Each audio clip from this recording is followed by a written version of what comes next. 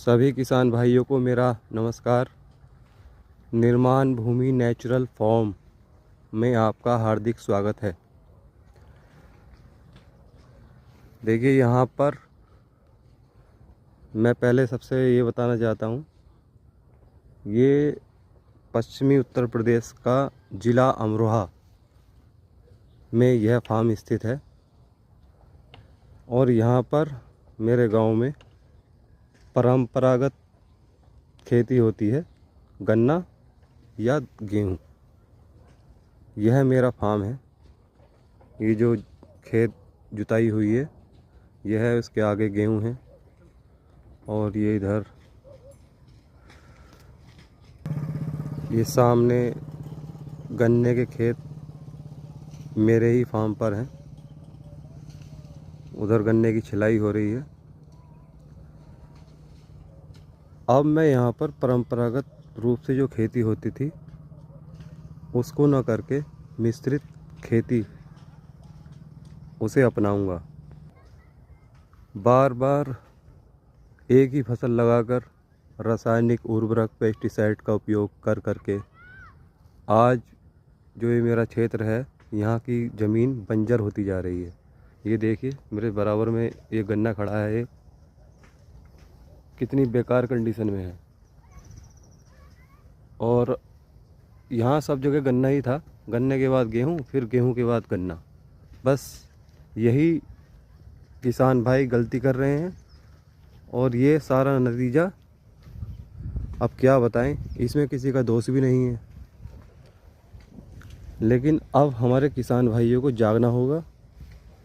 रासायनिक उर्वरक डाल डालकर जो हमारी ज़मीनें बंजर हुई हैं,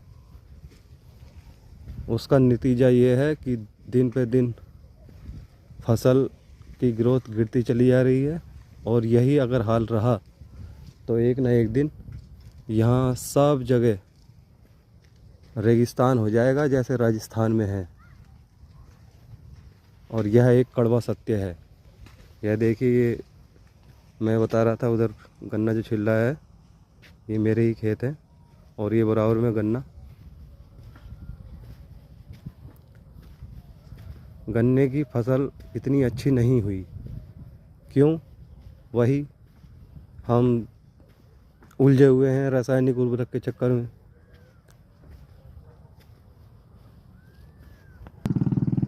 ये मेरे खेत ही हैं और ये बराबर में इधर डामर है, उधर खड़ंजा बिछा हुआ है, दो तरफ से रास्ते हैं।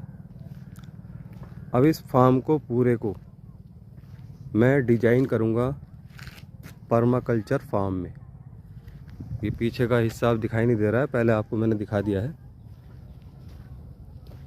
गन्ने के साथ अब मैं जो भी हमारे क्लाइमेट में दाल वगैरह और तिलहन, मसाले, इस तरीके की फसलें जो मैं मार्केट से लेता हूँ, वो सब मैं अपने फार्म पर ही उगाऊंगा। ये बराबर में गन्ने का सेंटर है जहाँ पर गन्ना गिरता है। ये बराबर में जो खेत हैं ये भी मेरे ताऊ जी के ही हैं। अब इस फार्म पर मैं मार्च अप्रैल से काम करना शुरू करूँगा। यह वीडियो बनाने का उद्देश्य मेरा ये है कि मैं खुद जाग रहा हूँ और मेरा मोटिव है सभी किसान भाइयों को जगाना। लेकिन किसान भाई तो सब जागे हुए हैं, लेकिन बस गलत राह में फंस गए हैं। उस राह को सही दिशा में लेकर जाना मेरा उद्देश्य है। यह वीडियो इसलिए भी बना रहा हूँ क्योंकि मैं अपनी जर्नी सभी किसान भाइयों के लिए शेयर भी करते रहना चाहता हूँ। सब कुछ ठीक रहा और ऊपर वाले का आशीर्वाद रहा तो सफल भी अवश्य होंगे, लेकिन हार नहीं मानूंगा। अब ज़िंदगी का उद्देश्य प्राथमिकता के तौर पर किसानों का अधिकतम भला कहाँ होगा, इस दिशा में काम करना है। यह चारों तरफ का नज़ारा है। गाँव की ज़िंदगी वैसे अलग ही होती है, और मैं भी सरकारी जॉब करता हूँ, लेकिन जॉब चल रही है उससे बहुत कुछ मिला है और उसका हमेशा सम्मान करूँगा। और भी कुछ सोचा था कि कुछ और करेंगे, लेकिन कहते हैं ना, सब कुछ तुम्हारे हाथ में नहीं होता, और ज़िंदगी में यही लगा रहता है यार, कुछ बड़ा करना है, कुछ बड़ा करना है। तो बड़ा करना है तो अपने लिए करो ना। अपने लिए का मतलब हम भारतवासियों के लिए। यहाँ पर किसानी को क्या ही बताएं। अब आप सब जानती हैं कि नेपोटिज्म कितनी अच्छी तरह बसा हुआ है भारत के अंदर। अर्थात कि नेता का बेटा नेता बनना चाहता है, अभिनेता का बेटा अभिनेता, डॉक्टर का बेटा डॉक्टर बनना पसंद करता है, आईएएस हो आईपीएस हो, उनके बेटे भी अधिकारी बनना चाहते हैं या कुछ बड़ा। लेकिन एकमात्र किसान ही ऐसा है जो किसान का बेटा किसान नहीं बनना पसंद करता। उसका क्या कारण है? किसान को लगता है कि खेती में कुछ फ़ायदा नहीं है, लेकिन खेती में इतना पैसा है, इतना क्षमता है किसान के अंदर कि जो आज केवल कृषि का जीडीपी में योगदान 1/3 से भी घटकर रह गया है। यह योगदान हमारे सेवा क्षेत्र से भी यानी कि पहले नंबर पे आ जाएगा, और यह हम सब किसान मिलकर ही करेंगे। और वो होगा कैसे? जब तक किसान खुद प्रोसेसिंग में नहीं उतरेंगे।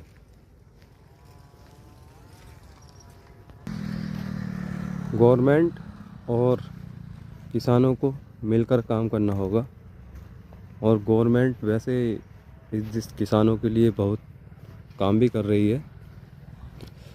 नेचुरल खेती को बहुत बढ़ावा मिल रहा है, गवर्नमेंट सब्सिडी तक दे रही है। लेकिन वो धरातल पर उतारने के लिए अधिकारियों को भी धरातल पर आना होगा। मेरे पास ऐसे कई सफल किसानों के उदाहरण हैं जिन्होंने भारत में कीर्तिमान स्थापित किया है, जैसे सुभाष पालेकर सर। और गन्ने के क्षेत्र में जो मिश्रित खेती के रूप में कार्य किया है वो हैं श्री भारत भूषण त्यागी सर। और पर्माकल्चर में मैडम हैं एक चंडीगढ़ की, उनका फार्म का नाम है आनंदा पर्माकल्चर फार्म। वो मुझे बहुत बेहतरीन लगा उनका, और मैं अपने फार्म को भी लगभग उसी रूप में आने वाले 3-4 साल तो मुझे लग ही जाएंगे, ऐसे ही डेवलप करूँगा। फ़िलहाल मैं श्रीमान भारत भूषण त्यागी सर का जो गन्ने के साथ मिश्रित खेती का मॉडल है उसे अपनाने पर अभी विचार है। लेकिन मैं इनके नाम इसलिए बता रहा हूँ कि ये आप सर्च कर लीजिए कहीं पर भी, और सबको पद्म श्री मिला हुआ है। आनंदा पर्माकल्चर की जो मैम है उनका शायद मुझे नहीं पता है पूरे तरीके से, लेकिन सुभाष पालेकर सर को और भारत भूषण त्यागी सर को पद्म श्री भारत सरकार ने दिया है। अब लगाइए, उन्होंने इतना नाम किया है खेती में कि उनका आंकड़ा है, अगर किसान सही से अपना समय देकर अगर खेती करे तो 1 एकड़ से 6 से 10 लाख तक किसान की इनकम आराम से हो जाएगी। लेकिन हम फंसे हुए हैं मोनोक्रॉपिंग में। अब जैसे ये गेहूं लगा दिया है, इसके बाद गन्ना होगा। और बहुत से किसान तो ऐसे करते हैं, गेहूं भी नहीं लगाते, गन्ना ख़त्म किया फिर उसको उजाड़ा फिर गन्ना। और रासायनिक उर्वरक, पेस्टिसाइड इतना उपयोग कर करके ज़मीन हो गई है बंजर। अब जब तक उसको ठीक करेंगे नहीं, वो हमें पैदावार नहीं देगी। और उसका एकमात्र उपाय है केवल नेचुरल फार्मिंग। और नेचुरल फार्मिंग, मैं इतनी बड़ा तो नहीं हूँ, लेकिन जहाँ तक समझ पाया हूँ कि हमें कोई भी मार्केट से रासायनिक उर्वरक और पेस्टिसाइड खेत में नहीं डालना है।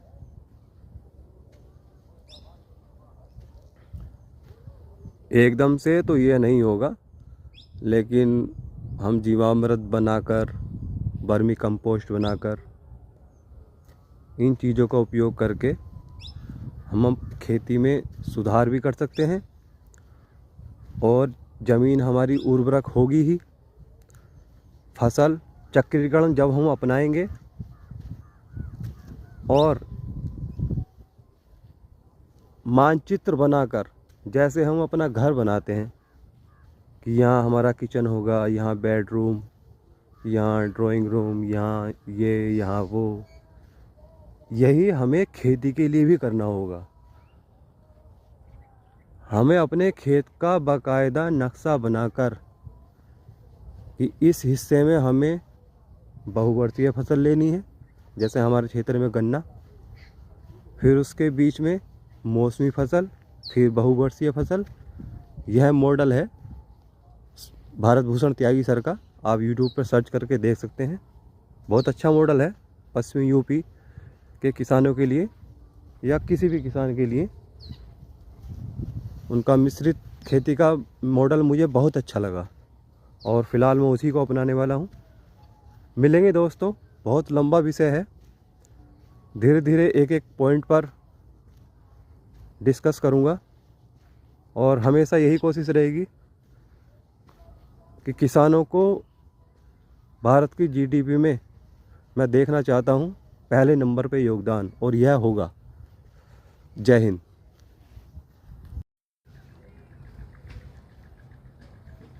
सभी किसान भाइयों को मेरा नमस्कार। निर्माण भूमि नेचुरल फार्म में आपका हार्दिक स्वागत है।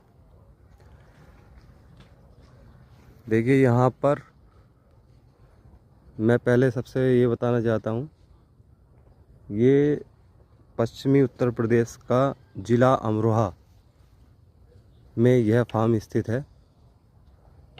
और यहाँ पर मेरे गांव में परंपरागत खेती होती है, गन्ना या गेहूँ। यह मेरा फार्म है। ये जो खेत जुताई हुई है, यह है, उसके आगे गेहूँ है। और ये इधर, ये सामने गन्ने के खेत मेरे ही फार्म पर हैं। उधर गन्ने की छिलाई हो रही है। अब मैं यहाँ पर परंपरागत रूप से जो खेती होती थी उसको न करके मिश्रित खेती उसे अपनाऊंगा। बार बार एक ही फसल लगाकर रासायनिक उर्वरक, पेस्टिसाइड का उपयोग कर करके आज जो ये मेरा क्षेत्र है, यहाँ की ज़मीन बंजर होती जा रही है। ये देखिए, मेरे बराबर में ये गन्ना खड़ा है, ये कितनी बेकार कंडीशन में है। और यहाँ सब जगह गन्ना ही था, गन्ने के बाद गेहूँ, फिर गेहूँ के बाद गन्ना। बस यही किसान भाई गलती कर रहे हैं। और ये सारा नतीजा अब क्या बताएं, इसमें किसी का दोष भी नहीं है। लेकिन अब हमारे किसान भाइयों को जागना होगा, रासायनिक उर्वरक डाल डालकर जो हमारी ज़मीनें बंजर हुई हैं, उसका नतीजा ये है कि दिन पे दिन फसल की ग्रोथ गिरती चली जा रही है। और यही अगर हाल रहा तो एक ना एक दिन यहाँ सब जगह रेगिस्तान हो जाएगा, जैसे राजस्थान में है। और यह एक कड़वा सत्य है।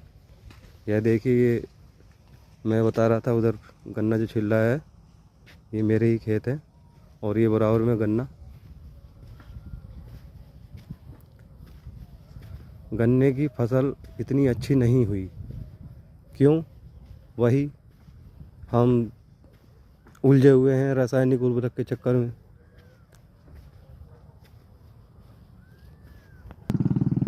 ये मेरे खेत ही हैं, और ये बराबर में इधर डामर है, उधर खड़ंजा बिछा हुआ है।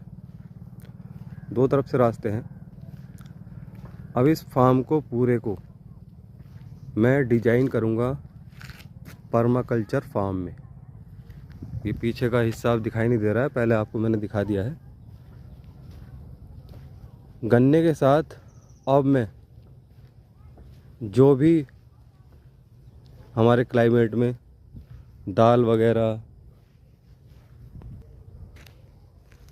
और तिलहन, मसाले, इस तरीके की फसलें जो मैं मार्केट से लेता हूँ, वो सब मैं अपने फार्म पर ही उगाऊंगा। ये बराबर में गन्ने का सेंटर है जहाँ पर गन्ना गिरता है। ये बराबर में जो खेत हैं ये भी मेरे ताऊ जी के ही हैं। अब इस फार्म पर मैं मार्च अप्रैल से काम करना शुरू करूँगा। यह वीडियो बनाने का उद्देश्य मेरा ये है कि मैं खुद जाग रहा हूँ, और मेरा मोटिव है सभी किसान भाइयों को जगाना। लेकिन किसान भाई तो सब जागे हुए हैं, लेकिन बस गलत राह में फंस गए हैं। उस राह को सही दिशा में लेकर जाना मेरा उद्देश्य है। यह वीडियो इसलिए भी बना रहा हूँ क्योंकि मैं अपनी जर्नी सभी किसान भाइयों के लिए शेयर भी करते रहना चाहता हूँ। सब कुछ ठीक रहा और ऊपर वाले का आशीर्वाद रहा तो सफल भी अवश्य होंगे, लेकिन हार नहीं मानूंगा। अब ज़िंदगी का उद्देश्य प्राथमिकता के तौर पर किसानों का अधिकतम भला कहाँ होगा, इस दिशा में काम करना है। यह चारों तरफ का नज़ारा है। गाँव की ज़िंदगी वैसे अलग ही होती है, और मैं भी सरकारी जॉब करता हूँ, लेकिन जॉब चल रही है उससे बहुत कुछ मिला है और उसका हमेशा सम्मान करूँगा। और भी कुछ सोचा था कि कुछ और करेंगे, लेकिन कहते हैं ना, सब कुछ तुम्हारे हाथ में नहीं होता। और ज़िंदगी में यही लगा रहता है, यार कुछ बड़ा करना है, कुछ बड़ा करना है। तो बड़ा करना है तो अपने लिए करो ना। अपने लिए का मतलब हम भारतवासियों के लिए। यहाँ पर किसानी को क्या ही बताएं। अब आप सब जानती हैं कि नेपोटिज्म कितनी अच्छी तरह बसा हुआ है भारत के अंदर। अर्थात कि नेता का बेटा नेता बनना चाहता है, अभिनेता का बेटा अभिनेता, डॉक्टर का बेटा डॉक्टर बनना पसंद करता है, आईएएस हो आईपीएस हो, उनके बेटे भी अधिकारी बनना चाहते हैं या कुछ बड़ा। लेकिन एकमात्र किसान ही ऐसा है जो किसान का बेटा किसान नहीं बनना पसंद करता। उसका क्या कारण है? किसान को लगता है कि खेती में कुछ फ़ायदा नहीं है, लेकिन खेती में इतना पैसा है, इतना क्षमता है किसान के अंदर कि जो आज केवल कृषि का जीडीपी में योगदान 1/3 से भी घटकर रह गया है। यह योगदान हमारे सेवा क्षेत्र से भी यानी कि पहले नंबर पे आ जाएगा, और यह हम सब किसान मिलकर ही करेंगे। और वो होगा कैसे? जब तक किसान खुद प्रोसेसिंग में नहीं उतरेंगे।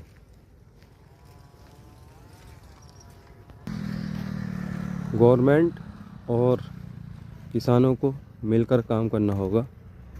और गवर्नमेंट वैसे इस किसानों के लिए बहुत काम भी कर रही है। नेचुरल खेती को बहुत बढ़ावा मिल रहा है, गवर्नमेंट सब्सिडी तक दे रही है। लेकिन वो धरातल पर उतारने के लिए अधिकारियों को भी धरातल पर आना होगा। मेरे पास ऐसे कई सफल किसानों के उदाहरण हैं जिन्होंने भारत में कीर्तिमान स्थापित किया है, जैसे सुभाष पालेकर सर। और गन्ने के क्षेत्र में जो मिश्रित खेती के रूप में कार्य किया है वो हैं श्री भारत भूषण त्यागी सर। और पर्माकल्चर में मैडम हैं एक चंडीगढ़ की, उनका फार्म का नाम है आनंदा पर्माकल्चर फार्म। वो मुझे बहुत बेहतरीन लगा उनका, और मैं अपने फार्म को भी लगभग उसी रूप में आने वाले 3-4 साल तो मुझे लग ही जाएंगे, ऐसे ही डेवलप करूँगा। फ़िलहाल मैं श्रीमान भारत भूषण त्यागी सर का जो गन्ने के साथ मिश्रित खेती का मॉडल है उसे अपनाने पर अभी विचार है। लेकिन मैं इनके नाम इसलिए बता रहा हूँ कि ये आप सर्च कर लीजिए कहीं पर भी, और सबको पद्म श्री मिला हुआ है। आनंदा पर्माकल्चर की जो मैम है उनका शायद मुझे नहीं पता है पूरे तरीके से, लेकिन सुभाष पालेकर सर को और भारत भूषण त्यागी सर को पद्म श्री भारत सरकार ने दिया है।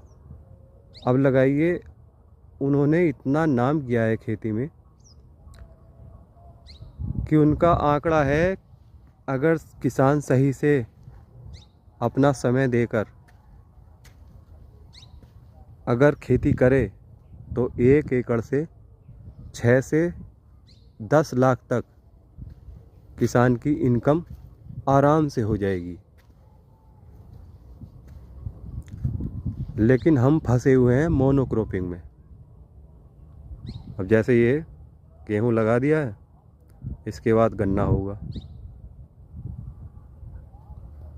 बहुत से किसान तो ऐसे करते हैं, गेहूं भी नहीं लगाते, गन्ना ख़त्म किया फिर उसको उजाड़ा फिर गन्ना।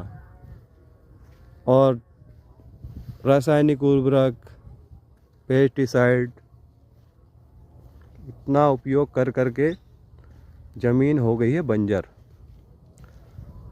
अब जब तक उसको ठीक करेंगे नहीं, वो हमें पैदावार नहीं देगी।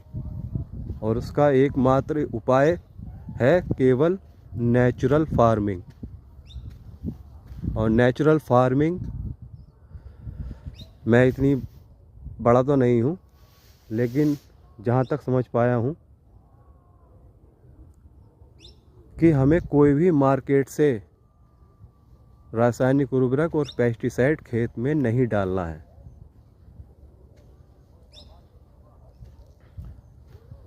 एकदम से तो ये नहीं होगा, लेकिन हम जीवामृत बनाकर, वर्मी कंपोस्ट बनाकर, इन चीज़ों का उपयोग करके हम खेती में सुधार भी कर सकते हैं। और ज़मीन हमारी उर्वरक होगी ही। फसल चक्रीकरण जब हम अपनाएंगे और